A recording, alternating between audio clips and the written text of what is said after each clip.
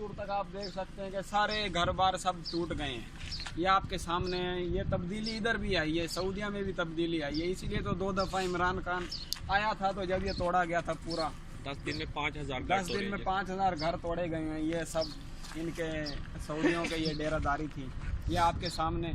और आप उधर परेशान हो, पाकिस्तान में तजावजात हो रहे हैं। इधर देखो कितने प्यारे प्यारे घर थे, कितने प्यारे प्यारे डेरादारी थी, सब तोड़ दिए हैं। ये आपके सामने जो गैर कानूनी उनको तो उठाया जाएगा ना, जिसके बाप की जगह उसको कौन उठा सकता है। तो मैं आपसे इल्तमास करता हूँ, गुजारिश करता हूँ कि आप अपनी जगह लें, पैसों से लें, कागजात बनवाएं और उसी में बैठें, ठीक है। गवर्नमेंट की ज़मीन पर अगर आपने कब्जा करना है तो आपके साथ भी यही हशर होगा, यही हाल होगा।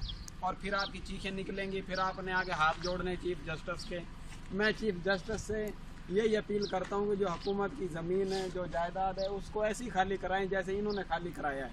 PTI जिंदाबाद, इमरान खान जिंदाबाद, पाकिस्तान आर्मी जिंदाबाद।